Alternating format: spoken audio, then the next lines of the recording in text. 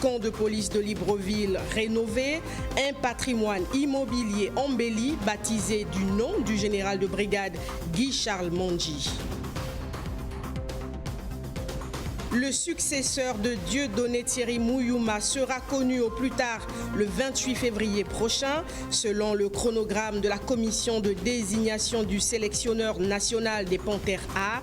Dans ce journal, nous mettons en évidence les interrogations du monde sportif gabonais à quelques heures de la publication officielle du nouveau sélectionneur national.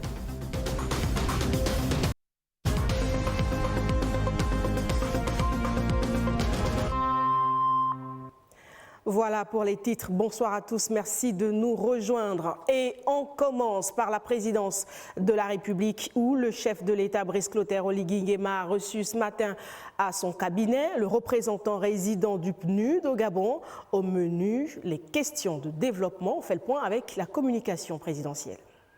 Sur la table des échanges, l'accompagnement du Gabon dans la mise en œuvre de ses priorités nationales, notamment en matière de gouvernance, de diversification économique, d'inclusion sociale et de lutte contre les inégalités. Je suis venu voir le président de la République pour faire le point de l'état d'avancement des programmes que nous avons, le programme des Nations Unies pour le développement, et également échanger avec le président sur les pistes d'ajustement dans le cadre du programme de développement local que nous avons. Nous allons continuer le travail pour pouvoir faire en sorte que cette collaboration, le partenariat avec le programme des Nations Unies puisse se réaliser, se concrétiser à travers la mise en œuvre des programmes qui sont en cours. Partenaires techniques et financiers de premier plan, le PNUD a salué les réformes engagées ainsi que la volonté affirmée des autorités de consolider un modèle de croissance plus résilient et équitable. Durant cet entretien, le chef de l'État a réitéré son attachement à une coopération pragmatique axée sur les résultats et centrée sur l'amélioration concrète des conditions de vie des populations. Il a souligné l'importance d'un appui renforcé dans les domaines de l'emploi des jeunes, de l'autonomisation des femmes, de la modernisation de l'administration publique et de la planification stratégique. Nous avons un accord avec le gouvernement dans le cadre de ces programmes. Il s'agissait pour nous, le PNUD, de faire le point avec le président et aussi de recueillir les orientations du président sur les perspectives en lien avec le programme de développement local. Ce sont les secteurs qui sont dans la feuille de route du président de la République. Vous avez les secteurs d'énergie, les secteurs de santé, les secteurs liés au développement local. La redynamisation des économies locales, je dirais.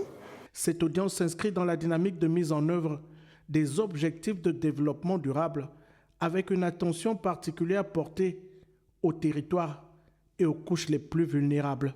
Le Gabon et le PNUD aujourd'hui encore réaffirment une vision partagée pour un développement humain, durable, inclusif et souverain au bénéfice de chaque citoyen.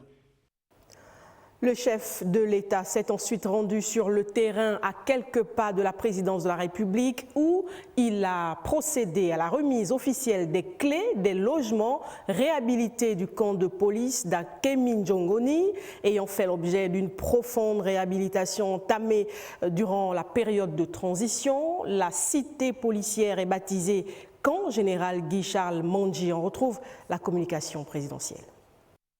Durant de nombreuses années, le camp de police d'Akéminjongoni présentait un visage préoccupant. Bâtiments vétustes, façades dégradées, installations fragilisées par le temps, voiries détériorées, l'état avancé de délabrement des infrastructures ne reflétait ni l'image, ni la dignité de forces de défense et de sécurité, encore moins les exigences d'un cadre de vie décent pour les familles qui y résidaient. Avec leurs murs et leurs paliers rongés par l'humidité, dû à un système d'adduction d'eau totalement dégradé, ainsi que des installations électriques obsolètes qui comportaient des risques d'incendie. Ces infrastructures étaient devenues des plaies béantes aux antipodes de l'image distinguée à laquelle doit renvoyer l'agent public et, partant, le fonctionnaire de police. Cette situation à la fois sociale et institutionnelle avait interpellé les plus hautes autorités. Conscient que l'efficacité des forces engagées sur le terrain repose aussi sur la stabilité et la sérénité de leur environnement familial, le président de la République, son Excellence Brice Clotaire Oligui Nguema, alors à la tête de la transition, avait décidé d'engager un vaste programme de réhabilitation.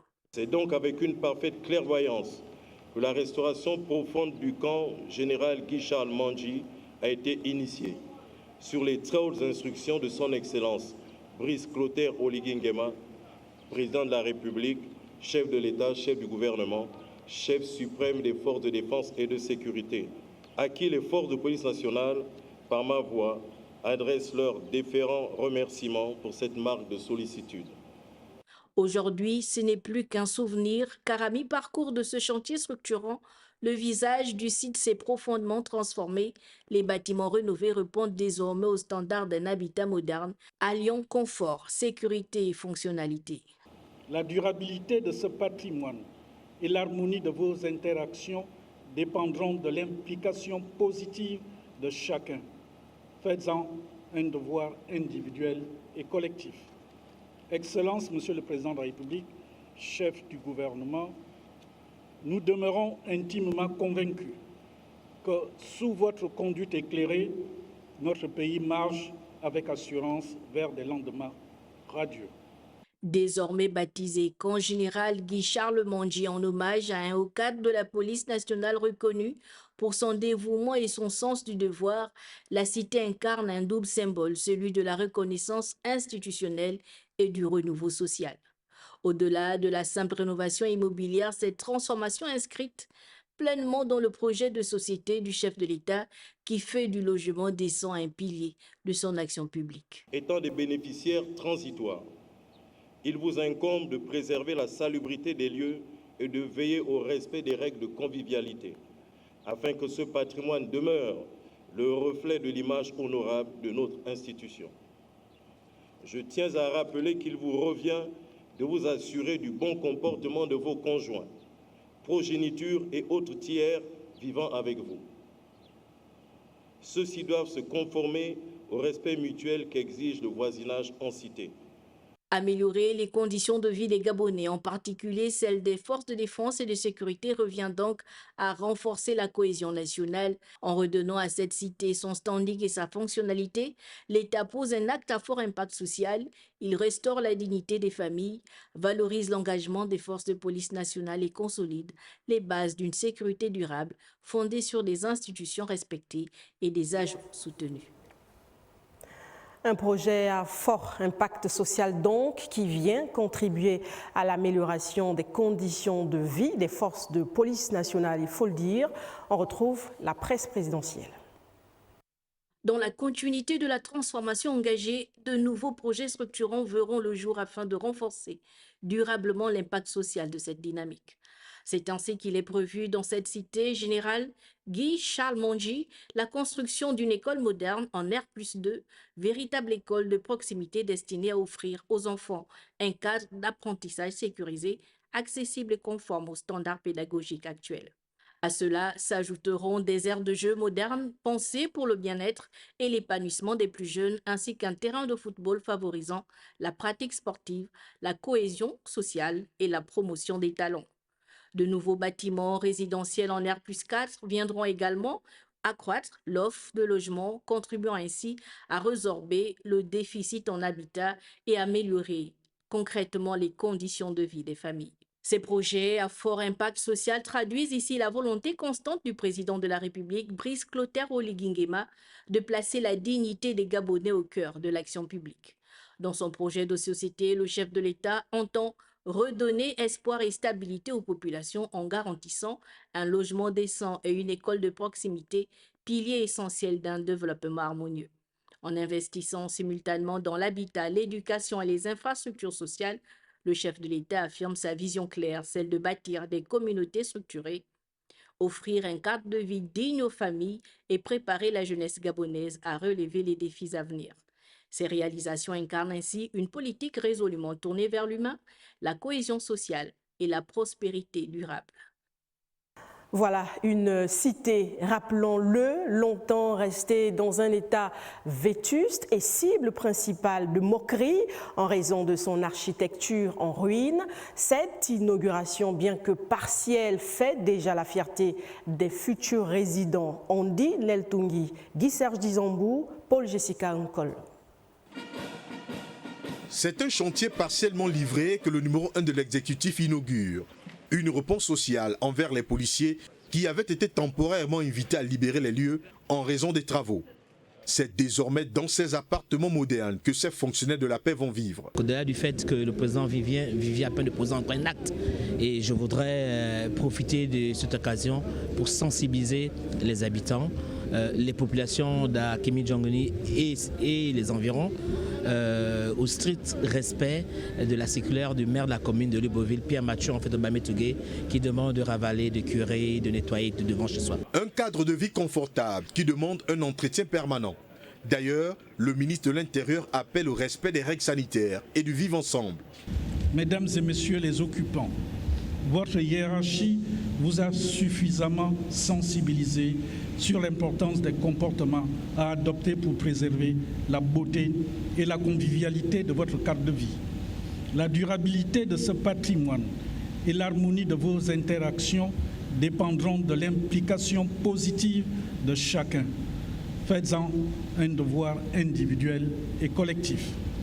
Excellence, Monsieur le Président de la République, chef du gouvernement, nous demeurons intimement convaincus que sous votre conduite éclairée, notre pays marche avec assurance vers des lendemains radieux. Les bâtiments s'imposent en plein cœur du quartier Akémidjongoni, dans le 3e arrondissement. Ils viennent s'ajouter à d'autres infrastructures construites sous l'ère du CTRI, notamment la voie de dégagement reliant Montagne Sainte et le camp de police, inauguré le 25 mai 2024. Et à l'issue de cette cérémonie du camp de police, le chef de l'État a visité le chantier des voiries urbaines de ce quartier sous-intégré situé dans le 3e arrondissement de Libreville. Les travaux ont bien évolué. Ils devraient sous peu changer le quotidien des habitants. Presse présidentielle. Les travaux de réhabilitation routière engagés au quartier Akémidjongoni, dans le 3e arrondissement de Libreville, connaissent une avancée significative, traduisant sur le terrain la volonté des plus hautes autorités d'assainir durablement la capitale et d'améliorer les conditions de vie des populations.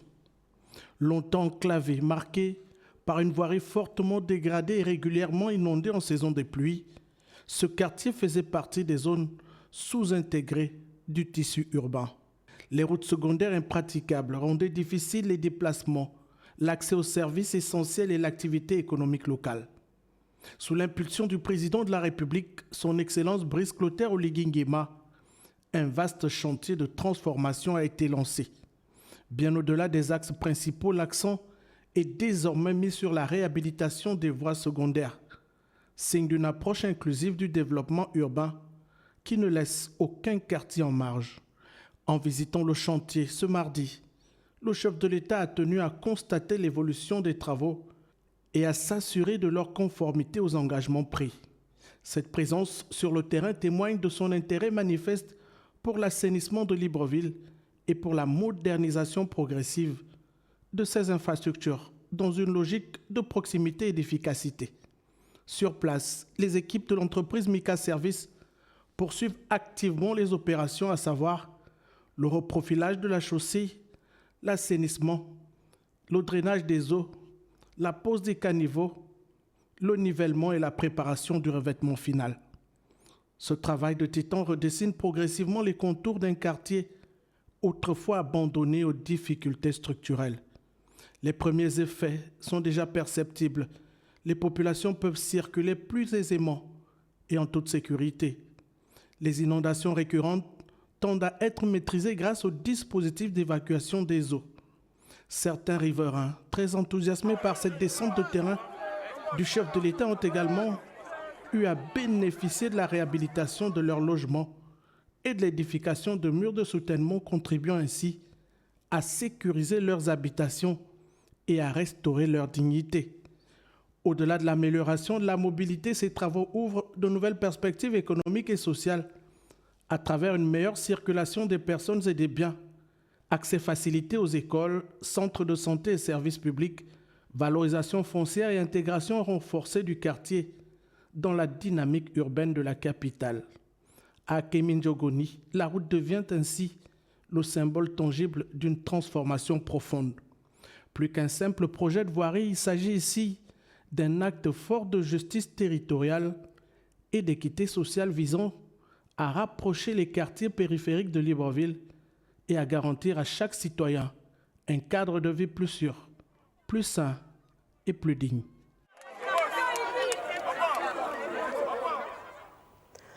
Et pendant ce temps, le vice-président du gouvernement Hermani Mongo dirigeait un conseil interministériel. Les travaux étaient axés sur l'accélération de la mise en œuvre des projets structurants engagés dans le cadre du programme des 100 jours. Frédéric Yendamukula, Peter Manfumbi, Francis Sifunda, Alessia Argeyenne.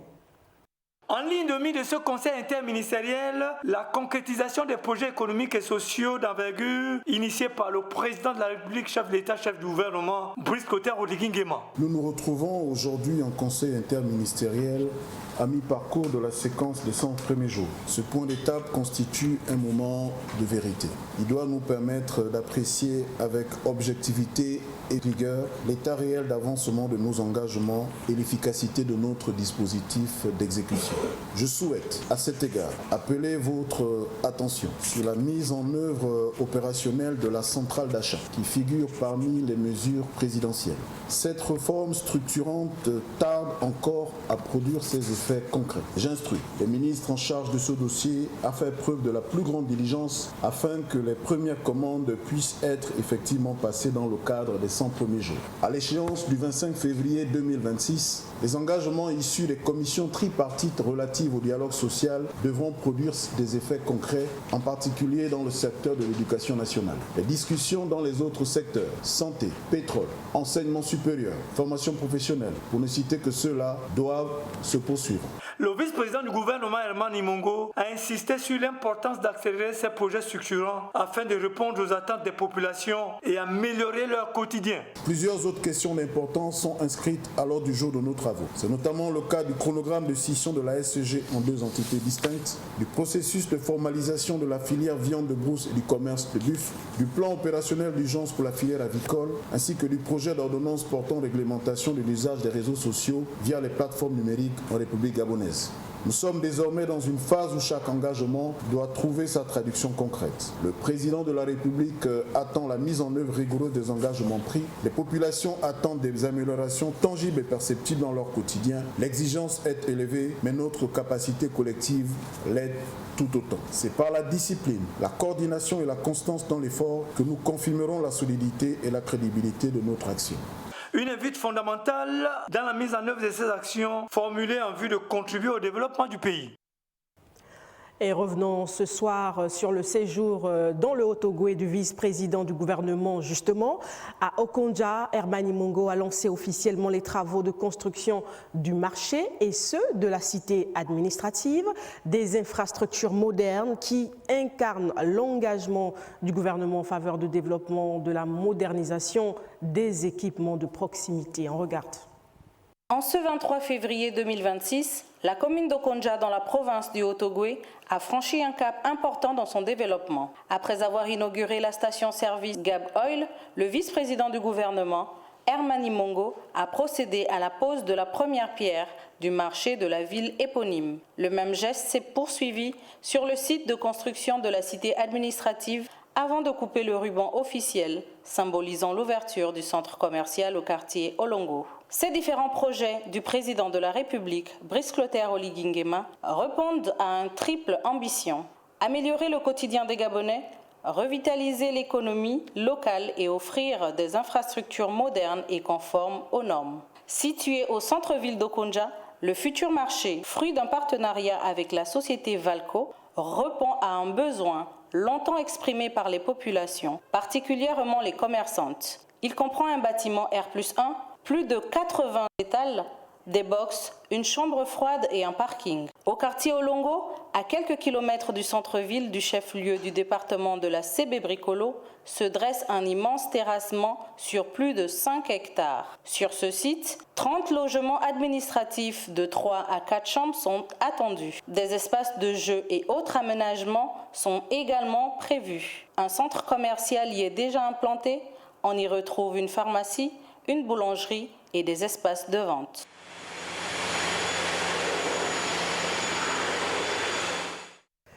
Après la présidence de la République, la nouvelle coordinatrice résidente des Nations Unies était au cabinet du président du Sénat ce matin. La coopération entre cette instance et la Chambre haute du Parlement était bien sûr au cœur des échanges. On fait le point avec la presse du Sénat. Elle est la principale dirigeante des équipes de l'Organisation des Nations Unies dans notre pays. Nommée coordinatrice résidente du système des Nations Unies, Madame Fatou Aminata Lo a été reçue par le président du Sénat, Huguette Yvonne Nyana Ekoum, épouse Awori Onanga. Cette visite de courtoisie s'inscrit dans une longue tradition d'étroite collaboration entre le système des Nations Unies et les institutions parlementaires, notamment le Sénat, dont la mission de représentation des collectivités et le rôle également très important dans la mise en œuvre et le contrôle de l'action publique ne sont plus à rappeler. Coopération institutionnelle, développement communautaire, l'échange entre les deux personnalités a permis de revisiter les axes de coopération entre la Haute Chambre du Parlement et l'instance onusienne. Ce dont nous avons discuté et qui va nous permettre d'aller dans le sens de la mise en œuvre concrète de cet accompagnement-là, c'est de mettre en place un cadre permanent de dialogue qui devrait nous permettre à terme d'identifier les actions prioritaires, d'identifier les modalités selon lesquelles cet accompagnement-là sera fait. Je crois que ce sur quoi nous avons conclu, c'est la nécessité effectivement de mettre en place ce cadre-là. Comme lors de ses précédentes entrevues, Huguette Nyana Ekoum a nourri l'espoir d'une collaboration fructueuse pour accompagner les priorités en termes de développement national.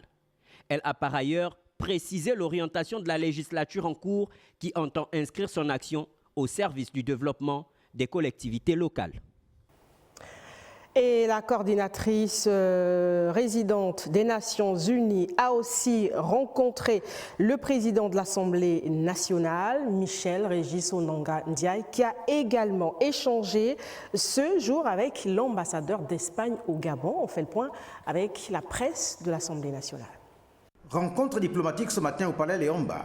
Le président de l'Assemblée nationale, Michel Régis Onanga Ndiaye, s'est entretenu tour à tour avec l'ambassadeur d'Espagne au Gabon, puis avec la coordinatrice résidente du système des Nations Unies. Avec le diplomate espagnol, les échanges ont porté sur les perspectives de collaboration entre institutions parlementaires. Il s'agissait d'une rencontre de courtoisie et cette audience a été accordée, moi en tant qu'ambassadeur d'Espagne, pour me présenter, pour voir quels sont les différents terrains où la collaboration entre l'Assemblée nationale dans un point de vue parlementaire et l'Espagne est possible. Une coopération fondée sur le respect des institutions républicaines, a souligné le diplomate. La coordinatrice résidente du système des Nations Unies, en début de mission au Gabon, est quant à elle venue réaffirmer la tradition de dialogue avec la représentation nationale. Il s'est agi pour nous de nous inscrire dans une tradition de collaboration, de coopération, de dialogue avec l'Assemblée nationale dans tous les aspects que le président de l'Assemblée nationale et que l'Assemblée nationale en tant qu'institution jugera utile.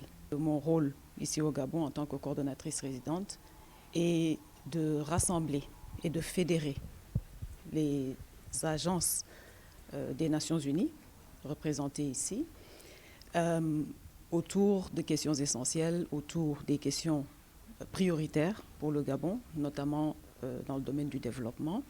Des échanges qui traduisent la place centrale de l'Assemblée nationale dans la dynamique diplomatique et institutionnelle du pays, ainsi que dans l'accompagnement des enjeux de développement et de coopération internationale. Le 22 février dernier, l'Arabie saoudite célébrait la journée de la fondation, marquant la création du premier État saoudien en 1727, une date symbole d'unité et d'héritage. Retour sur cette commémoration et sur les liens entre Riyad et Libreville avec Eunice Biyogué, Tito Mohamed, Paul Jessica Nkol.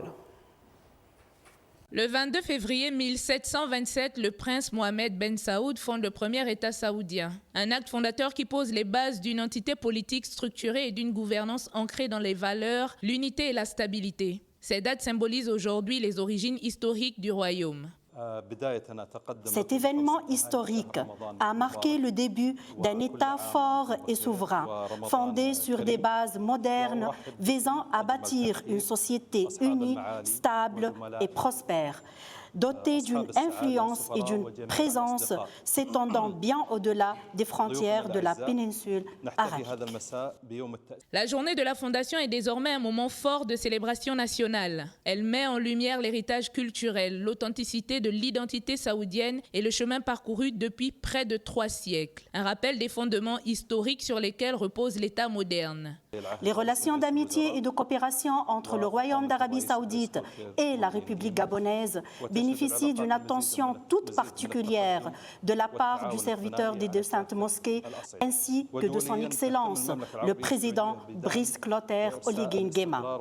Ces relations connaissent une évolution positive et un approfondissement continu dans les domaines politiques, économiques ainsi que dans les secteurs du développement et de la coopération multiforme. Sur le plan international, le Royaume d'Arabie saoudite demeure fermement engagé en faveur de la promotion de la stabilité et de la paix au Moyen-Orient et au-delà.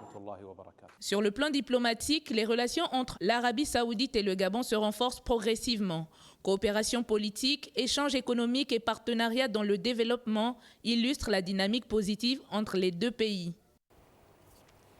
Et ce communiqué pour la suite de ce journal sous le patronage du ministre des Affaires sociales chargé de la protection de l'enfance et de la femme. Sachez qu'une grande rencontre des travailleurs sociaux de la province de l'Estuaire se tiendra au stade de Nzengayong le mercredi 25 février 2026 dès 8h avec au programme des ateliers, des conférences, des expositions, des animations.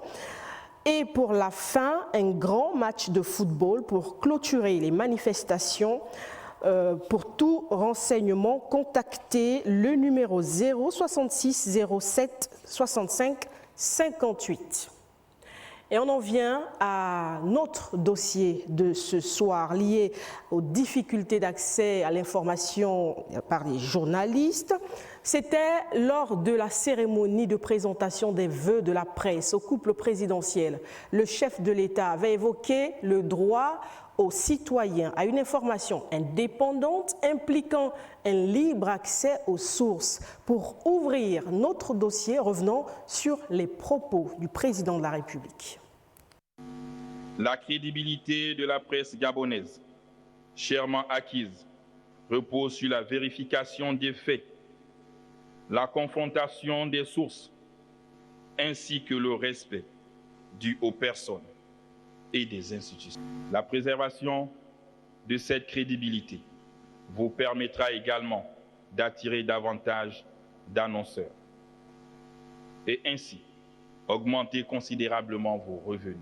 Dans un monde saturé d'informations, où les réseaux sociaux amplient parfois l'émotion au détriment de la vérité, votre rôle est plus que jamais crucial. Aussi, face à la montée des violences numériques, je sais compter sur vous pour mener un combat qui touche désormais l'ensemble des composantes de notre société.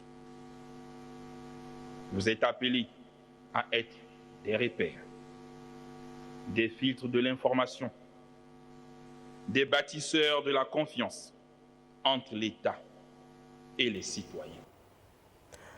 L'accès à l'information dans l'administration gabonaise, c'est le sujet de ce soir. Un véritable chemin de croix pour les professionnels de la communication. Les journalistes reporters continuent d'être entravés, faisant face chaque jour à une censure croissante, des restrictions d'accès qui menacent la liberté de la presse et limite l'information citoyenne. Le tableau des difficultés rencontrées avec Lariska Laure Mamengi au Saga.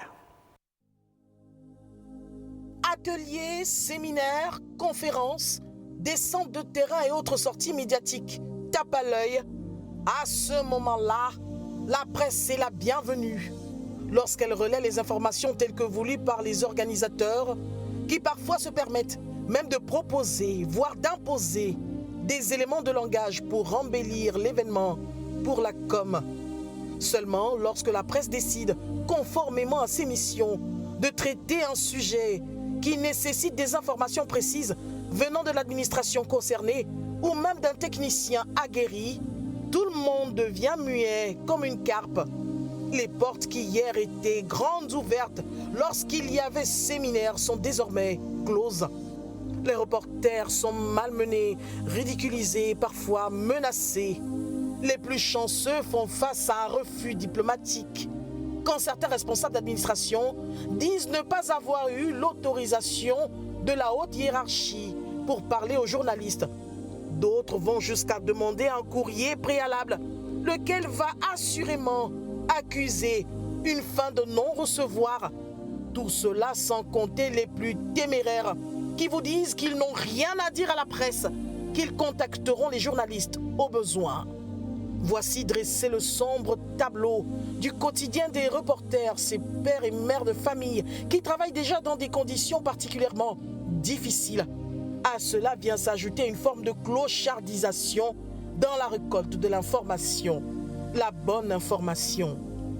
Sous la 5e République, où la transparence dans l'information se veut une valeur partagée et assumée, de telles pratiques ne favorisent pas une meilleure appropriation des enjeux de développement de notre pays.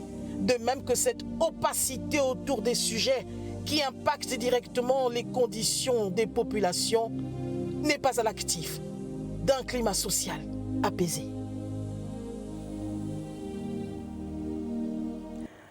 Et quelle peut être ou doit être l'attitude du professionnel des médias lorsque celui-ci est face à une actualité brûlante qui, malheureusement, n'est pas délivrée par les sources officielles? La question de la spontanéité dans le traitement de l'information est traitée par Nathalie Ouké. La spontanéité dans le traitement de l'information désigne la capacité à traiter et à réagir rapidement à l'information sans délai ni réflexion approfondie. Cela implique donc une réponse immédiate et instinctive si le journaliste n'a pas accès aux personnes ressources pour enrichir son élément, cas de la plupart des journalistes qui exercent dans la capitale gabonaise. Ça paralyse parce que quand on écrit un article, on se pose nous-mêmes des questions, parfois on n'a pas toutes les réponses. Et dans ce contexte, c'est difficile de donner peut-être l'information complète à nos lecteurs, à l'opinion qui nous lit. Donc oui, ça paralyse un peu. À défaut d'avoir les acteurs eux-mêmes se rapprocher des personnalités issues de leur parti politique pour un peu plus d'éclaircissement, à défaut, on reste sur les discours. Si ces sources officielles refusent de nous répondre, on reste sur les faits. On commente les faits, on présente la situation. Et puis après, si derrière elle veut réagir après, ça c'est à leur convenance. Face à un refus d'experts, le journaliste est souvent obligé de se baser sur sa propre expérience à défaut des autres médias. L'accès à l'information est un problème majeur, surtout pour nous les journalistes qui faisons ce travail au quotidien. Et la parade que nous réussissons à trouver, c'est simplement de contacter des sources proches du dossier. Ce qu'il y a lieu de faire, c'est surtout regarder aussi au niveau des confrères. Il y a certains confrères journalistes qui ont des accès que vous n'avez pas, vous pouvez vous appuyer sur eux. Vous avez également des confrères à l'extérieur du pays qui ont peut-être des entrées que vous n'avez pas. C'est surtout au pouvoir public d'apporter les bonnes informations au public. Nous les journalistes, nous ne sommes qu'une courroie de transmission. Si on a la bonne information, on va mieux informer le public. Et donc la difficulté qu'on rencontre souvent avec certains ministères, avec certaines institutions, nous emmène donc à devoir trouver des pistes parallèle. Être spontané dans le traitement de l'information, une attitude certes nécessaire en cas de non-accès à la bonne information. Mais l'idéal serait que les administrations publiques ou privées contribuent à leur manière à rendre le travail de ces professionnels plus aisé pour une meilleure qualité de l'information. Mais alors, comment s'informer avec justesse lorsque les experts se taisent? C'est l'interrogation de Flora Zona-Bosso dans ce dossier. Selon l'article 19 du Pacte international relatif aux droits civils et politiques de la Déclaration universelle des droits de l'homme, la liberté d'information est un droit fondamental pour tout citoyen, reconnaissant ainsi l'importance de l'accès à l'information pour tous, mais à l'information fiable. Comment obtenir des informations crédibles lorsque les sources sont difficiles d'accès? Vers qui se tourner quand des personnes ressources de l'administration s'autocensurent? Que faire quand une méfiance s'installe entre le gouvernement, les médias d'État et la population? L'administration publique ferait-elle dans la rétention de l'information? Ferait-on face à une rareté d'experts ou à des pseudo-experts dépourvus de toute connaissance scientifique? L'accès aux sources d'information demeure un challenge entre procédures et protocoles administratifs, censure, manque d'infrastructures et politisation de l'information. La procédure reste lourde. Sachant que l'expert permet d'éclairer l'opinion publique sur les questions d'intérêt général, il est judicieux d'assouplir les procédures. Comment qualifier cette attitude? Un droit de réserve volontaire ou une restriction politique? Comment comprendre que pour informer sur l'actualité, des cadres qualifiés refusent de s'exprimer? Finalement, qui donne quitus d'expression aux experts? La question reste posée. Voilà pour cette question sur l'accès à l'information. 19 candidats au total étaient convoqués pour la dernière phase des épreuves de sélection écrite du bureau d'enquête sur les incidents et accidents d'aviation. Ils ont concouru ce matin et espèrent tous devenir des enquêteurs du ciel. Iden Ampuma, Richard Moubiwa, Rodolphe Yelembe. Ils sont 17 candidats penchés sur leur pupitre, le visage marqué par une concentration intense. Ce ne sont pas des étudiants ordinaires, ce sont les futurs remparts contre les incidents aériens. Nous demandons d'abord les compétences techniques, c'est-à-dire les questions qui sont liées à la profession technique des postulants. Et deuxièmement, nous avons les questions d'ordre psychotechnique qui nous permettent d'évaluer leur probité morale. Je pense que je connais pas mal de candidats qui sont à la hauteur, qui ont une certaine expérience, qui ont prouvé partout, au Gabon et à l'extérieur, qui ont les capacités d'assurer ces fonctions. L'enjeu de cette journée d'épreuves écrites est de déceler des profils capables de détecter et prévenir des dangers aériens. Pour un pilote, c'est des choses que nous vivons tous les jours, notamment au simulateur, lorsque nous faisons des entraînements de maintien de compétences. Ces entraînements consistent justement à faire des mises en situation, à simuler des incidents, des problèmes, et donc vous habituer à résoudre ces problèmes. Je n'ai pas trouvé particulièrement difficile l'épreuve, bien au contraire, je me suis senti dans mon élément. C'est tout le travail de la supervision de l'aviation civile, c'est-à-dire faire en sorte que les avions volent sûrement en toute sécurité et qu'il n'y a aucun accident. Le verdict du jury est attendu sous peu, mais pour le ciel gabonais, le décollage vers l'excellence est déjà amorcé. On parle aussi de l'ouverture ce matin à Libreville d'un séminaire de formation, de renforcement des capacités consacrées à l'éthique et à la déontologie, à l'intention des agents de la Direction générale de la concurrence, de la consommation et de la répression des fraudes. Objectif, consolider la confiance du public et professionnaliser davantage le secteur. Le point avec Ahmad Benivaka, Chris, Rodolphe Lebonda.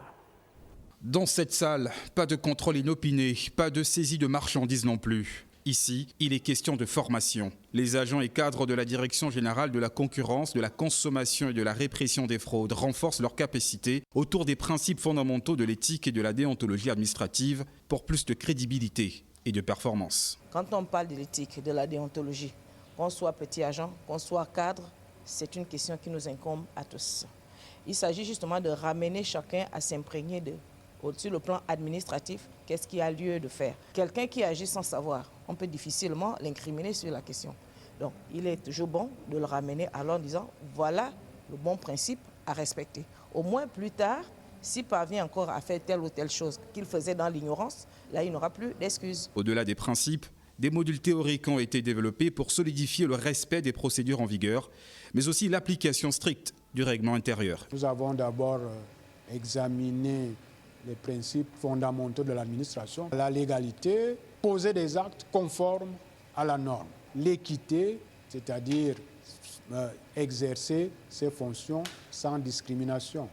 Il y a le principe de la continuité du service public, mais l'aspect qui nous a plus tenu l'attention, c'est les obligations. À travers ce séminaire, la DGCCRF entend consolider la confiance entre l'administration et les opérateurs économiques dans un contexte où la protection du consommateur et la régulation du marché sont des enjeux majeurs. Le séminaire prendra fin ce vendredi. Et l'autre dossier de ce 20h, cette question: à quoi sommes-nous confrontés lorsque nous sommes admis à faire valoir nos droits à la retraite? Andy Neltungi, Guy Serge Dizombo et Rodolphe Eyelemve abordent les réalités administratives liées au versement de la pension retraite dans ce premier élément. Tout agent public, parapublic ou privé, après avoir rendu des loyaux services en entreprise ou administration, est admis à la retraite. Mais qu'en est-il des pensions et des retards que cela engendre? Quelles sont les réalités administratives auxquelles sont confrontés les assurés? Pour le comprendre, nous sommes allés à la CNSS, vers la directrice des prestations techniques. C'est les recherches qui sont parfois menées par la CNSS pour pouvoir attester de la carrière réelle de l'assuré. Je vais vous prendre un exemple. Moi, Madame Zengue, qui travaille dans une autre société, je fais ma demande de pension à la CNSS. Mon dossier est complet, mais la CNSS se rend compte que sur mon certificat de travail, j'ai travaillé de 1990 à 2020, mais la CNSS, en termes de carrière, n'a que de 2010 à 2020. Vous voyez qu'il y a une période d'activité qui manque. Et pour pouvoir liquider ma demande de pension, la CNSS doit vérifier finalement quelle est la carrière réelle de Madame Zengue. Ça prend un temps. Or, si Mme Zengue en activité avait déjà elle-même suivi sa carrière, vérifié que ses périodes de cotisation sont à jour, qu'elle a fait l'objet de déclaration, quand elle fait sa demande de prestation, le traitement est beaucoup plus fluide. Si les retraités fustigent la lenteur dans le traitement des dossiers, la CNSS parle d'une période précise avant le paiement des pensions retraite. C'est 45 jours lorsque le dossier, je le disais au départ, il n'y a pas de problème de carrière, les données de prestation, donc les données sur l'identité de l'assuré correspondent bien aux données à l'immatriculation, c'est 45 jours d'être mis en paiement effectivement. La CNSS est en train de tout mettre en œuvre pour veiller à ce que les 45 jours soient respectés.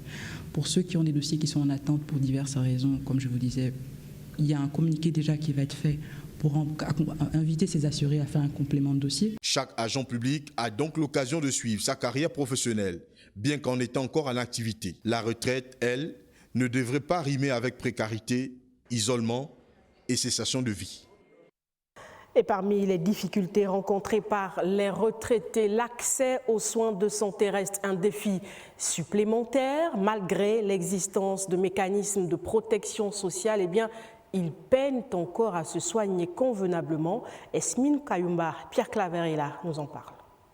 Un salarié de l'État gabonais, lorsqu'il va à la retraite, perçoit un montant moindre que ce qu'il touchait lorsqu'il était en activité. Une situation stressante qui le contraint à revoir ses dépenses et à s'y adapter. Mais dans cette adaptation, le plus difficile, ce sont les soins de santé. On n'a pas de source de revenus pour entretenir normalement ma famille. On n'est pas vraiment respecté devant le service de santé, quoi. Ils ne nous reçoivent pas, ils imposent d'abord les finances avant qu'une personne ne soit traitée. Pour la famille, je dirais le peu que je gagne, je me débrouille avec pour les soigner. Mais ce n'est pas vraiment conséquent, quoi. La pension retraite ne peut pas couvrir tous ses besoins. Entre se soigner et préserver ses faibles ressources financières, beaucoup de retraités comptent sur les prestations sociales de la CNSS et de la CNAMGS. Toute la famille utilisait la carte, mais maintenant ils ont suspendu, ils ont refusé qu'une carte ne traite d'autres personnes que la personne elle-même. J'ai été immatriculé à la CNAMGS. C'est grâce à cette carte qui me permet d'avoir accès aux soins dans les hôpitaux. Et lorsque on se rend par exemple à l'hôpital militaire, on est pris en charge à 100%. Je me fais traiter à l'hôpital militaire, je n'ai jamais déboursé 5 francs. Ce défi supplémentaire pour les personnes en cessation de service pourrait trouver des solutions dans des actions ciblées telles que les consultations et prises en charge gratuites pour tous les retraités. Car cette frange de la population a droit à une meilleure prise en charge sanitaire. Dans l'élément qui va suivre, Cabrel Guilain-Lemami et Gérard Magnagna font allusion au verbe maltraiter comme pour décrire la situation des retraités. On regarde. La notion de maltraiter nous emmène tout d'abord à s'intéresser à la maltraitance des personnes âgées, un acte unique ou répété, ou en l'absence d'intervention appropriée dans le cadre d'une relation censée être une relation de confiance qui entraîne des blessures ou une détresse morale pour la personne âgée qui en est victime. À partir du moment où un enfant ou un adulte est victime d'un ensemble d'abus, par exemple, d'un ensemble de violences, qu'elles soient physiques ou encore morales, on dit que cette personne-là est victime de maltraitance. Au Gabon, le terme maltraité prend naissance suite à la maltraitance des retraités, une maltraitance caractérisée par une négligence institutionnelle et une précarité extrême marquée par le non-paiement ou les retards de pension, laissant de nombreuses personnes âgées sans ressources. Dans le contexte du Gabon, par exemple, on parle de retraités maltraités. Pourquoi? Parce qu'ils n'ont pas accès à ce minimum-là que l'employeur ou encore l'entité au sein de laquelle ils ont travaillé est censé leur apporter. Cette situation vécue comme une insécurité s'apparente à une forme de violence économique et d'agissement aggravé par la pauvreté. La cessation de l'emploi dans le cas de la retraite ne signifie pas cessation des droits. Ça veut dire que même étant en situation de non-emploi désormais, votre employeur a l'obligation de vous accompagner en vous apportant notamment un minimum vital. En termes généraux, reconnaître les droits des retraités, c'est leur donner leur dignité après des loyaux services rendus à la nation. Mais qu'implique la revalorisation de la pension retraite? Quelles mesures doivent-elles être mises en place pour préserver durablement le pouvoir d'achat des retraités? Léa Virginie Atsam, Hervé Nzigué, Francis Bondja nous en parlent. Aujourd'hui, de nombreux retraités gabonais vivent avec des revenus jugés insuffisants pour couvrir leurs besoins essentiels. Face à cette situation, la question de la réforme des retraites s'invite au cœur des débats. J'ai travaillé près de 30 ans à l'administration gabonaise. Oui, et quand je suis parti à la retraite en 2020, nous avons passé quelques années avec la pré-pension, mais c'était rien du tout. Il y a un gros problème qui reste là toujours en suspens, c'est celui des services rendus. Les retraités souhaitent que ce problème-là trouve une solution. Au Gabon, l'âge de la retraite est passé de 60 à 62 ans. Pour Pierre Minsa, syndicaliste, cette mesure ne suffit pas à garantir une retraite digne. Plus on maintient les gens en activité pour maintenir le système de retraite, plus on fait du mal à nos jeunes qui veulent trouver de l'emploi. Nous qui travaillons aujourd'hui, nous devons avoir de la relève pour que nos pensions soient payées après notre retraite. Mais si on ne recrute pas, on n'embauche pas, ça veut dire qu'on aura moins de cotisants. Et si on a moins de cotisants, on risquerait d'avoir des pensions en difficulté pour paiement. Revaloriser les pensions, une urgence sociale, les propositions avancées par les experts sont multiples. Que vous soyez au public ou au privé, les taux de prélèvement, aussi bien pour la part patronale que la part salariale des deux secteurs, ont été déjà revus à la hausse, ce qui est une bonne chose. Pour améliorer les pensions futures, il faut mettre obligatoirement en place cette réforme, la retraite complémentaire par capitalisation. Et c'est comme son nom l'indique, c'est une retraite de complémentarité. À Libreville, comme dans les provinces, une même aspiration se fait entendre, une retraite qui permette de vivre dignement après une vie de travail. Et avec nos reporters Evra Mata et Francis Ngomo, faisons un focus sur la chute du pouvoir d'achat des retraités. La chute du pouvoir d'achat des retraités est une préoccupation d'une importance vitale. Elle touche d'ailleurs plusieurs personnes, une situation qui peut être justifiée par divers facteurs. La première cause fondamentale, c'est la baisse de leur salaire. La pension n'étant plus le revenu qu'on percevait, a diminué. Également d'autres facteurs exogènes. Au premier rang, la structure des coûts. La baisse du niveau de vie des retraités reste l'un des facteurs favorisant la croissance de leurs difficultés organisationnelles. Lorsqu'on perd une bonne partie de son pouvoir d'achat, on n'arrive plus à satisfaire ses besoins vitaux.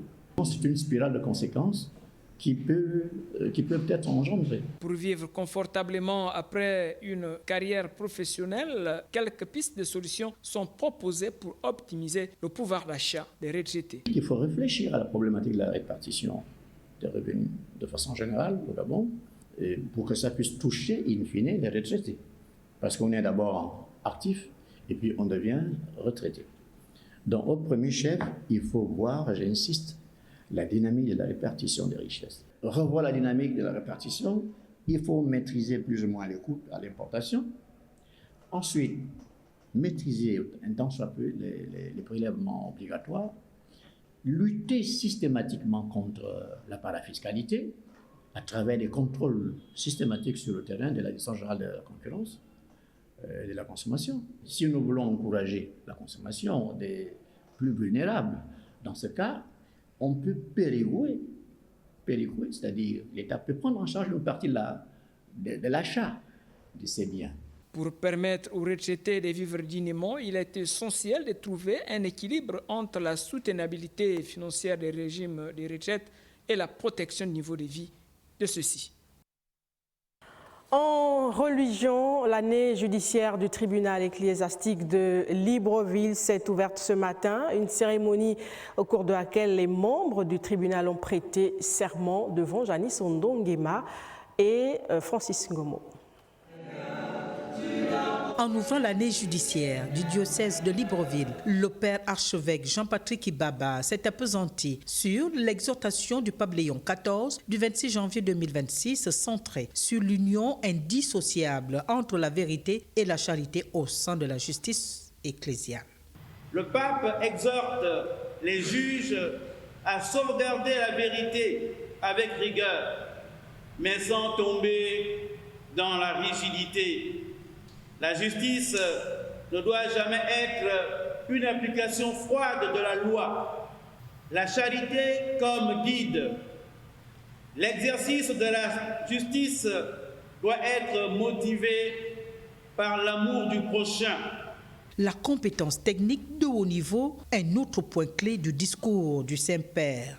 Le pape appelle à une compétence technique alliée à une conscience droite et une honnêteté intellectuelle rigoureuse. Éviter le relativisme en matière de justice ecclésiale, insiste le souverain pontife. Le Saint-Père a mis en garde contre une dangereuse relativisation de la vérité qui pourrait naître d'une compassion mal comprise, rappelant que la vraie justice requiert un équilibre entre compassion et vérité objective. Cette orientation s'inscrit dans une volonté de rendre la justice de l'Église plus accessible et humaine, indique Monseigneur Jean-Patrick Ibaba. Lutte contre le paludisme, le Rotary Club, en partenariat avec le ministère de la Santé via son programme national de lutte contre le paludisme en séance de sensibilisation auprès des élèves, l'étape du lycée Calazans avec Arnaud Monza et Ludovic Bitegui.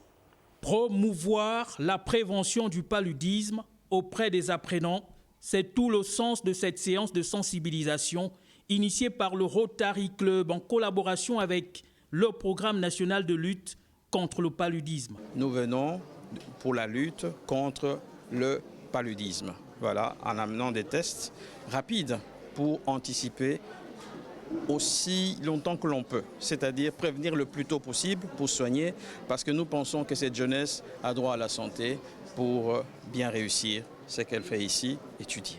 Nous sommes venus pour informer surtout la jeunesse, les élèves, en ce qui concerne les méthodes de prévention du paludisme, la prise en charge idéale et éventuellement ce qu'il faut faire pour le dépistage. Aux côtés des élèves, le responsable de l'établissement qui reçoit des mains du gouverneur du district 91-50 un lot de produits destinés au dépistage. C'est vraiment un geste touchant, énormément touchant, parce qu'il y a 3 à 4 ans, pas plus, on a perdu un enfant de 11 ans de neuropalus. Donc vraiment, on est touché parce qu'on met à notre main, à notre apport, des instruments pour pouvoir éviter déraciner, je dirais, éviter des dégâts et même la mort de nos enfants. Cette action, qui n'est pas la première du genre, intègre l'une des missions que s'est assignée le Rotary Club, s'agissant des causes humanitaires à travers la santé et le bien-être social. Votre 20h sport, football, le nom du nouveau sélectionneur national des Panthères du Gabon devrait être connu cette semaine selon le chronogramme du processus de désignation. Qui pour succéder à Dieudonné Thierry Mouyouma? C'est l'interrogation qui taraude le monde du football gabonais avant la publication officielle. Fernand Zambé et Gérard Magnagna nous confirment la donne. Pour l'équipe nationale du Gabon, nous aurons besoin d'un entraîneur qualifié et expérimenté. Moi, je propose Daniel Cousin. D'abord chez moi, les gens de chez moi. Après, le reste, on verra plus tard. Plus que 4 jours nous séparent du verdict tant attendu par les nombreux fans du football gabonais et des Panthères du Gabon de façon singulière. En effet, c'est ce 28 février 2026 que la commission technique mise en place par la FEGAFOOT transmettra les conclusions de ses travaux au ministre des Sports pour l'arbitrage final du choix du futur sélectionneur de l'équipe nationale du Gabon. Selon des sources concordantes et bien introduites au siège fédéral à Ovendo, 4 profils d'entraîneurs occidentaux seraient en pole position pour succéder à Thierry Dieudonné Mouyouma. Ce serait forcément quelqu'un qui connaît le football africain, qui connaît également le football gabonais, qui a un sens du management aussi, de stabiliser l'équipe, du moins au niveau que l'ancien sélectionneur a fait. Stabiliser l'équipe, notamment dans les compétitions, comme je l'ai dit, Coupe d'Afrique. Il faudrait qu'on renoue avec une participation plus accrue.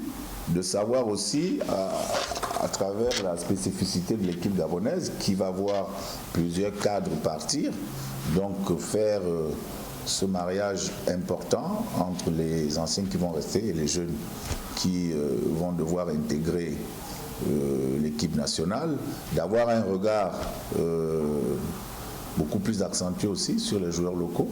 S'il est vrai qu'une cohérence doit s'installer entre exigences sportives et revenus salariales pour le futur élu, il n'en demeure pas moins que le travail qui attend le futur sélectionneur s'annonce coriace. Qualifier le Gabon à la prochaine CAN de 2027, viser la Ligue des Nations, nouvelle compétition statutaire de la Confédération africaine de football et surtout qualifier les Panthères du Gabon à la première Coupe du Monde de son histoire en 2030 qui va se jouer entre l'Espagne, le Portugal et le Maroc. Des défis immenses qui doivent faire appel à un dernier tri rigoureux du choix du sélectionneur à venir, mais aussi appeler les dirigeants gabonais à privilégier la stabilité du futur staff technique qui devrait travailler dans la sérénité et loin de toute ingérence. Et à côté de ce sujet qui passionne, il y a celui de la configuration de l'équipe nationale qui ne laisse là aussi personne indifférent. D'autres aspects tels que la formation et les résultats sont aussi attendus pour redorer le blason du football gabonais. Alan Médégué, Stan Manika, Gérard Magnagna, Adeline Abemondo. Depuis 1994, année de la première participation du Gabon à la Coupe d'Afrique des Nations, la configuration du parcours passe par l'étape des quarts de finale après 9 participations. C'est le sélectionneur national qui pose le problème des résultats. Je tiens à rappeler que c'est d'abord un problème holistique dans notre pays. Bien que les Panthères aient eu des figures fortes à leur tête, le regard de l'expert est axé sur la qualité du management et l'interrogation autour de l'environnement. Quel que soit l'entraîneur que nous allons prendre, nous pouvons citer tous les entraîneurs précédents qui sont passés en équipe nationale. Tant qu'on ne règle pas le problème de la formation, de la direction technique nationale, quel que soit l'entraîneur qui viendra au Gabon, les résultats seront les mêmes. Donc il faut commencer d'abord par la formation, par avoir une vraie direction technique nationale qui permet de déceler les talents. Commencer à former les éducateurs, les entraîneurs, les managers, toute la grille des métiers liés au sport pour qu'un jour le football gabonais puisse sortir de là. Ce n'est pas propre au football, mais c'est propre à toutes les entités, à toutes les fédérations, à toutes les disciplines sportives. Parmi les aspects relevés par les supporters du football gabonais, la formation, les phases de détection des jeunes pour assurer la relève. Et je pense que ce n'est pas le problème, ce ne sont pas les joueurs, ce n'est pas le sélectionneur. Je pense qu'il faut qu'on réorganise le football gabonais et qu'on essaie d'aller vraiment dans la formation. En ce qui concerne l'équipe nationale, il faut d'abord commencer par un bon championnat dans toutes les 9 provinces et les sociétés qui peuvent créer aussi des équipes. L'amélioration des performances passe par la redynamisation de la politique sportive. Au sein de la tanière, aussi la professionnalisation du football. Entre résultats incertains et bilan mitigé, la qualification ne doit pas être une fin en soi, mais plutôt l'édition des performances. Cette note nécrologique, grande figure des lettres gabonaises et poète de renom, le professeur Auguste Moussirou Mouyama a tiré sa révérence à Arras en France. À l'âge de 67 ans, il laisse derrière lui une empreinte indélébile dans le paysage littéraire gabonais. Darius Maganga, Pierre Claver est là. C'est à 3 h du matin, dans la ville d'Arras en France, que le professeur Auguste Moussirou Mouyama a tiré sa révérence à l'âge de 67 ans, maître des conférences HDR en linguistique à l'université Omar Bongo, ancien dirigeant du bureau Océan Indien de l'Agence universitaire de la francophonie. Il a également enseigné au département des sciences du langage et celui de l'information et de la communication. Il a consacré ses travaux à l'exploration des langues comme matrice identitaire, contribuant à une meilleure compréhension des dynamiques culturelles et sociales en Afrique. Sa disparition laisse un vide immense au sein de la communauté universitaire. Ses collègues saluent la mémoire d'un éminent professeur et des nombres de convictions. C'était quelqu'un qui était à la fois l'enseignant, à la fois un homme de théâtre, à la fois un homme de lettres. Et c'est ce que je retiens, je préfère retenir de lui principalement. C'est une grande perte pour notre discipline, la linguistique, et au niveau humain. Sur le plan scientifique, vraiment, c'est une bibliothèque qui s'en va. Ça fait un peu plus d'1 an qu'il suivait ses soins en France. Et il y a 2 jours, nous avons appris la nouvelle fatale. Donc c'est un accablement opaque. Tout le monde est en deuil. Ces anciens étudiants perdent un pédagogue d'exception dont l'écoute et l'exigence pour le savoir ont façonné plusieurs générations. Et c'est vraiment difficile. C'est un grand vide pour nous, c'est un grand vide pour le département des sciences du langage de la faculté des lettres. Le Gabon voit s'éteindre l'une de ses grandes voix intellectuelles, mais son héritage scientifique et humain continuera d'inspirer plusieurs générations. La situation des enseignants sortis école, l'interdiction des dirigeants d'entreprises débitrices auprès de la Caisse nationale de sécurité sociale de quitter le pays, ainsi que l'application de la nouvelle mercuriale dans les grandes surfaces et autres commerces. 3 points essentiels abordés ce soir dans la revue de presse avec Cabrel Guilain-Limami. Bonsoir à tous. Les sujets majeurs de votre revue de presse, la situation des enseignants sortis école, l'interdiction des dirigeants d'entreprises débitrices à la Caisse nationale de sécurité sociale de quitter le territoire et enfin l'application de la nouvelle mercuriale publiée récemment par le gouvernement. Parlons tout d'abord de la situation des enseignants sortis école. Le plan initial semblait clair et porteur d'apaisement. Les autorités s'engageaient à régulariser la situation financière de 144 enseignants sortant école dès ce mois de février avant de traiter 20 dossiers complémentaires en mars. Ce chronogramme devait sceller la fin de la crise et garantir une reprise normale de l'année scolaire. Cependant, le ministère de la fonction publique vient de modifier la donne. Et pourquoi ?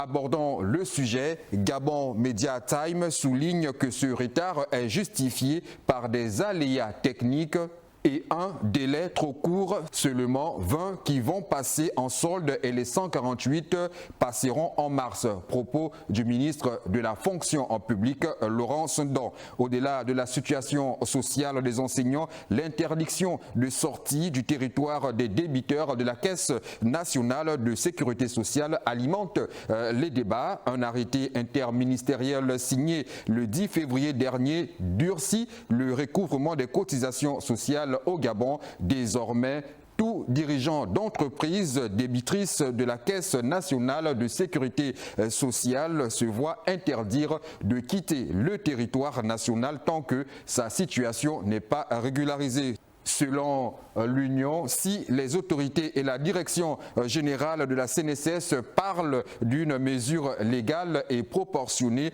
une partie du patronat redoute ses effets sur les libertés individuelles et le climat des affaires. Le quotidien national souligne en outre que par cette mesure, l'État prône une sorte de tolérance zéro face aux impayés sociaux. Il est difficile de contester l'objectif car les cotisations sociales ne sont pas une option vu qu'elles garantissent retraite, prestations familiales et couverture des travailleurs. Abordons à présent le sujet sur la nouvelle mercuriale mise en place pour lutter contre la vie chère, laquelle plafonne les prix de 135 produits, une mesure qui vise à améliorer le pouvoir d'achat des ménages. De quels produits s'agit-il? Selon l'agence gabonaise de presse, les produits importés concernés sont notamment les viandes, volailles et poissons et de légumes, les pâtes alimentaires, les produits laitiers ainsi que le riz. La nouvelle mercuriale inclut également 7 sous-catégories, lesquelles figurent les laits infantiles et les laits en matière grasse. La nouvelle mercuriale est-elle appliquée pour le quotidien national L'Union, dont les supermarchés et autres grandes surfaces? La nouvelle mercuriale dévoilée par le gouvernement est appliquée, une bouffée d'oxygène pour les ménages qui continuent à subir les effets de l'inflation généralisée. Cependant, certaines grandes surfaces et autres commerces de proximité ne semblent pas s'accommoder. Personne ne bouge pour paiement impayé. Récemment, un arrêté a été adopté par les ministres des Affaires sociales, de l'Intérieur et de la Défense nationale. Celui-ci vise à contraindre les patrons débiteurs de la Caisse nationale de sécurité sociale à rester sur le territoire national jusqu'à régularisation de la dette. C'est le billet d'Eric Nzengi Mbadinga Mwanjok et Rodolphe Eyele Mve. Et juste derrière, dans nos programmes, Gabon Première vous propose un plateau spécial consacré à l'éducation nationale sur le bilan d'étape du comité technique suivi et évaluation de la commission ministérielle tripartite. C'est tout pour ce journal. Merci de nous avoir suivis. Excellente soirée sur Gabon Première. Belle soirée. À demain. Cette mesure d'interdiction de sortie du territoire visant les patrons débiteurs de la Caisse nationale de sécurité sociale à Gabaou semble être une action forte du gouvernement pour lutter contre les impayés des cotisations sociales. L'objectif de la mesure est de contraindre les employeurs en retard de paiement à régulariser leurs dettes envers la CNSS en les empêchant de quitter le pays tant qu'ils n'ont pas honoré leurs obligations. Oh, pas un mot et pas un soupir. Je suis à la chasse au lapin. Un arrêté a été adopté par les ministres des Affaires sociales, de l'Intérieur et de la Défense nationale pour les contraindre à rester sur le territoire.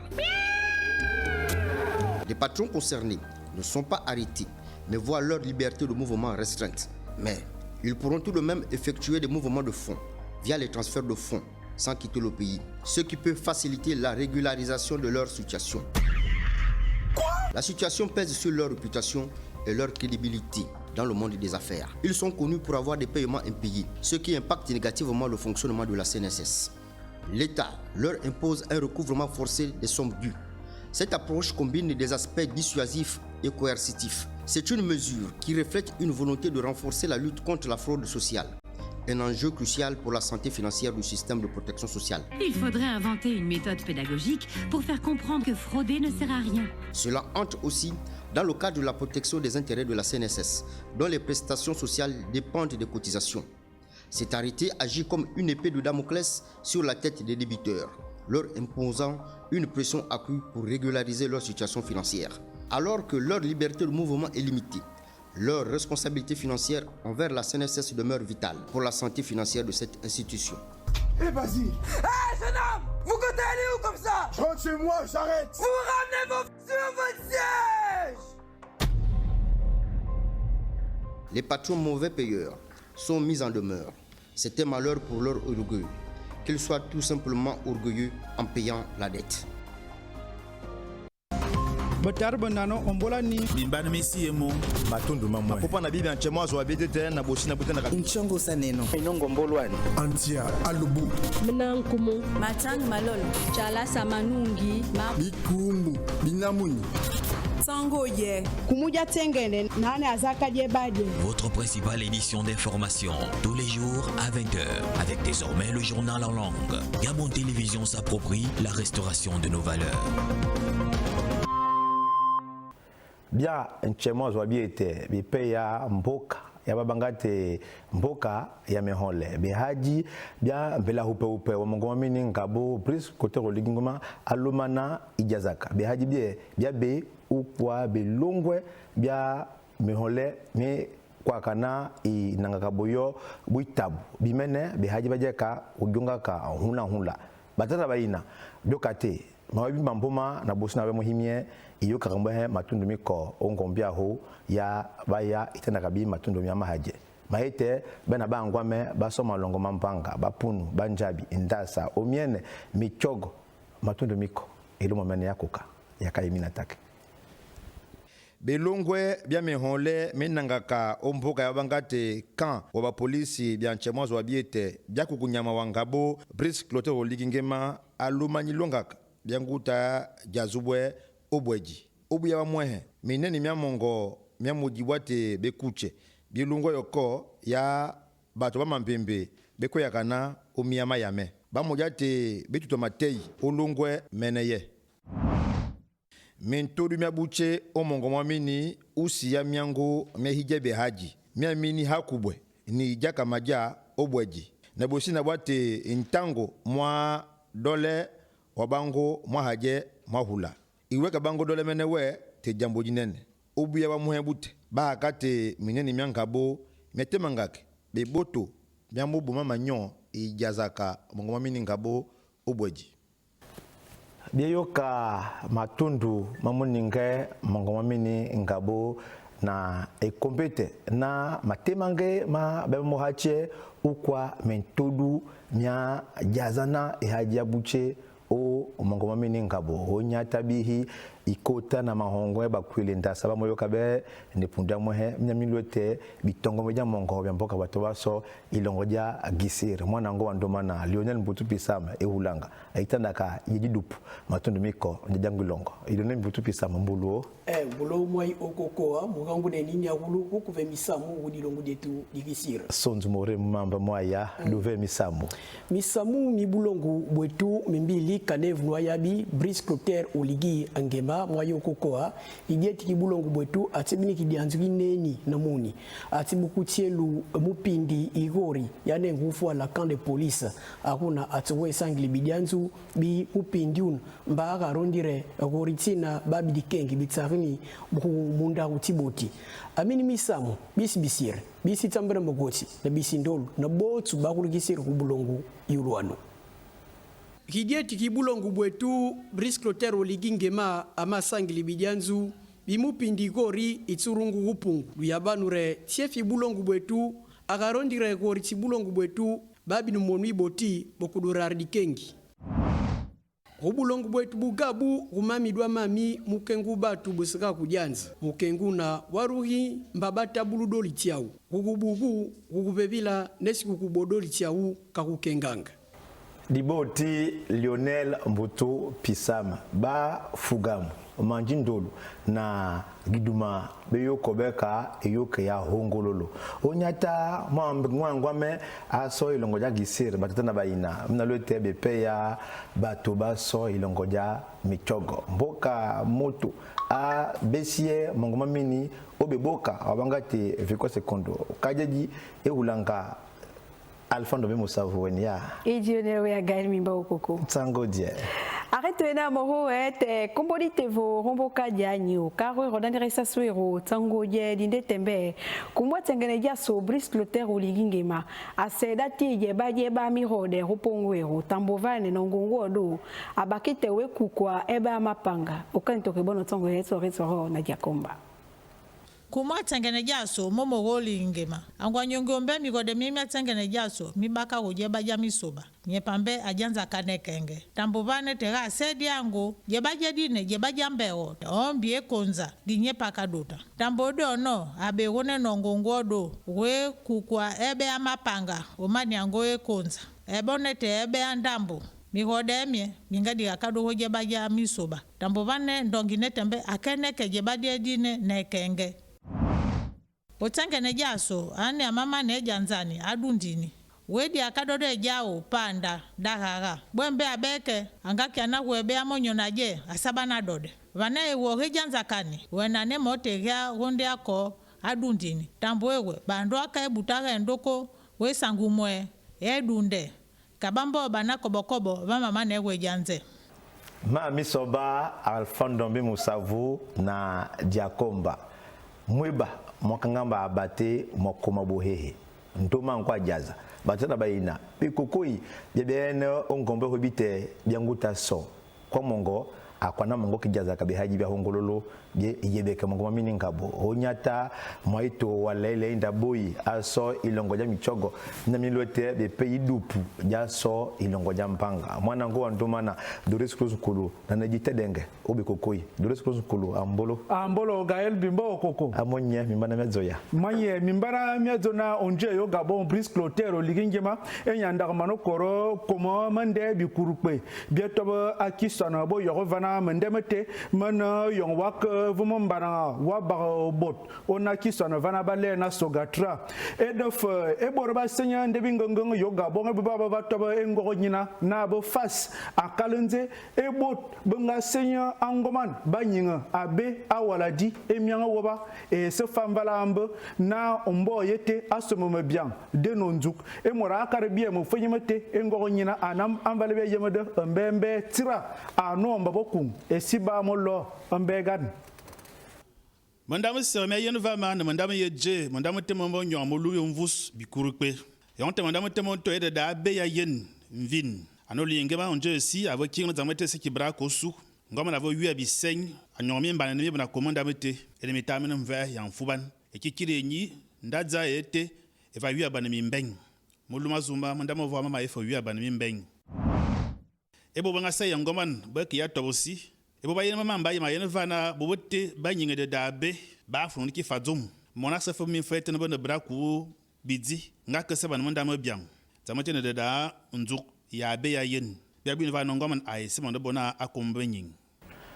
Doris Cruz Nkulu na Arnaud Mbabekum mavobina akiba buin onyata bato bambanga wamina yambote mwaito aitandaka idupuja banjabi matundu nilongoja ngo Florence Gloire wa mwana pongi eulanga apongi mbolo na umbimba okoko matsangi malolo lolenge katsuru babendi vanga ichira shibahor batakl bate chimwa ifwal quand de police uleli muvangi chimwena kumatsenga mubonabo baka bad bubwiti kiyorani ngana mwana bene Ginette Mohol Masala asopl bene chambo mwena tanga tomi melebe lolenge bisal bia vanga ichir shibahor bapungu batakl bia ye busabusu mulubwe la baba atarlo ron nge wushiti bisalmwe biband kumatenga besi mabeni Brice Clotaire oligingema lol nangwel bibond nibashi mayai mubichiri biochi tangi ya muyolinge bo chibaba janzu so mitrashi miatenga besi mabeni baba matos le caisse la retraite par ba mono mu bongolo bangar babo muti badol baba bebo ba retraite moyenne pes ngelo ba chambla par mu bat moyenne ayeni njama tang malolo winzeb ndikani banani Ban Bakenge, Florence Gloire Pongi na Ginette Muhula Masala Malumbi Onyata Bato Basoba Njabi Eboto ya popa na bapunu na yango hulanga itandaka bato bango ba mwila na chibanga matundu miko na jangu ilongo eboto tatu kumbu mbolwa dikumbu yivunda bikumbu binanyangu bizi bibezi aitega bisalu biokunsi mandra una monyo bagoro o kartia tibenengil ake minjogoni biwenane tatu kwa bi amavosil ayi mubeji bapuel paba mabonga dutreta monyo ukusanzanga mumba basano mbongu chuke bugila no ke lisil tegulwan bikumbu abi uroi tatu kwa bi anobo manyang mandi amavai rond bagor ba keminjo woni ba matsoga kabogu o sans manda umogu na monyo na kedi atibawa kisbasa bibanda ndeki azitega timosi na mapap chusuka bapunu ba mavai oswego sakul pa wiji na nyangu utasa muges bapuela pa ba mabonga dutreta monyo ukusanzanga dibandu mbongu atige mwedu no balisila no babuha kabo janga na nyangu tutasa muges ik muges anu tatu kumbu diboti bambamba na bango bahulanga yoka kama tundu mikona mwanango Muriel Basiyoro ambulu Basiyoro mbulungwala okoko anta lubiama anti okoko na basi soleke sebse le ambre kumoso sabe Brice-Clotaire Oligingema okilubu ple machwa anjoma oro mo le ba macholo le police ngando yini kwa na mono adzanzi mali chwala anjoma maivuso lobindo yini na nana enchomi eme ewi nga ya nti enchomi mamo bana mangu be ankani anjumu atere basi soleil wa jolele mbama le théâtre le yoa kumoso sabe oki entiere lubu pilema sele anjoma woro mo lebe amacholo le police nganda yeni ngamono emanimna enani enjenchomi mbrile ya ankana sabe madzanza mo sambre adzanzi mo sabe aka ekiri yemi adzanza kala male administration le sabe maya maletraite lubuma mono lenganga le yambre woto sibi maletraite ampasi akuni adora we bari ntine we dzanzi akabi nga anga oza amvuna ya makuma mama si somombungu nga bokunu mamono mpasi bana mangu makanti alubu ikiela abua levelewe Muriel Basiyoro moito wa masuku idupu jobe ombui na ehaji ojaza itana kabango matundu obe kokoi bipundu bya haje maene tenda bilungo bya ninga na osinate obyeboka ahulanga Ingrid Bijou moja mumbo ayi ngongumaka na ntasa itandaka bangwa mini bajilongo matundu miko na ilongo ja mina yokubweji mini bakota Ingrid Bijou moja mumbo ohulanga kaji ibakale mwano kajo nyonji enowe tata oyitandaka be machangu malolobe mayalolo na machangu mole bei baiko ibondasha baduma na bawanji be batobolongo mbimo yuka mavumaneni makwalo mo ilongo mailolo bimole mo banda bimo cheshie kumu ilongo labe Brice-Clotaire Oligingema mo wanga ndenonge ba wolo ba imo molima limo mumbanja e babanga police achelolo na shuka chiyene ndabijanja beja banda be manda kumeja banda mo tunga ba ndabanga mai mo futa ake kula wawi bwabu washeja che ejibule ndaku ye wika ye bijanja bya ashia yakasheja kaba jina lenda kumeni ndiitaka ni chike machangu na juu ile la besto bashimje londasha emo bijanja bie kumu ilongo labe Brice-Clotaire Oligingema alemve motomo bajikango kule mulu mo ilongo ye ina bijanja bie tana ebuku ye ba wolo bajanja mo ba police be manda kuma bangba jamo fula bishiwi poko byaja ya mi abiwe kashe lolo na shuka ache lolo mo yitanda inongo bijanja men bie imo futa wawo boja shie yita bijanja meni biokono bia shia kashe ja juble lolo ndaku ye batu bat jamo kipe bijanja meni ba shia ya ajibule lolo bi mo pikati batu bakuka yo che fula wawo momo yole ke biya libe labe laba yibati kole bangba shia mo pika bijanja be bangba janja evuya pungu na mo ilongo bangba dumanga kana inganga lo shaka manyulu lo ja lo bomo na badolo ba bangba janja bishiu na bishiu emo meshtu bi manvu maboshi ba dumanga lo monda kui ye kabaka bei manvu ndamang mafuta mo ilongo mo yene o china na o pikati miyu malambela bajika kule ilongo bangu be pikayati inongo ye batu ba janja bishiu na bishiu byangu be jayashi ye bini na nguji bangba kuke yene mabwe mata na bijanja bangba pika ndio neno machangu maboshi pajalo na mangshima ya shiana.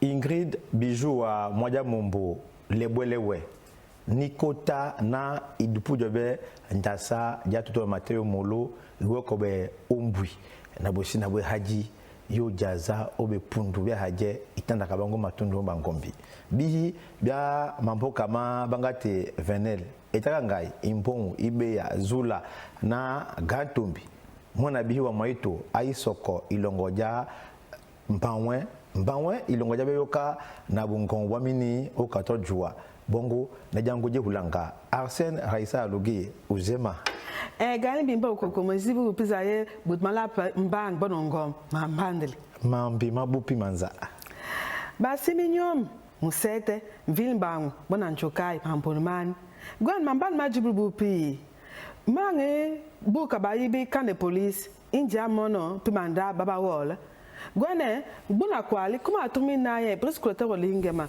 ke mono na ke dien ke na ba yebsi manda mano manji makoya pi inchet bok de pa mono ajiba pi ndabe wutu sin manda mano mames gwanji makan mawole na juk mambani itelele mamban madompi mamba wal madia abayi bi kan de police na fal mandab manji makoya inchet livier yong bakumbona bomabunda yebsi mandab mano ngwana buna kwali kuma tumi naye Brisque Clotaire Oligingema kemo na ke dien ken ma janj manula bok de pa mono ajiba pindab ngutu sina mandab mano mamese na dien kina boba yebsi ke Leo bapi masma mese batul banaye basisi ma janj abayi ba traité boba dien pungli masma mese na suminja na sumubili otina badolu sali yonga bayaka na bakan bona yebsikan mambi mamban majububu masia mekema likaka na sai nzambi kolbie bakota na mahongwe bungon bakwele omekambo makoku buwe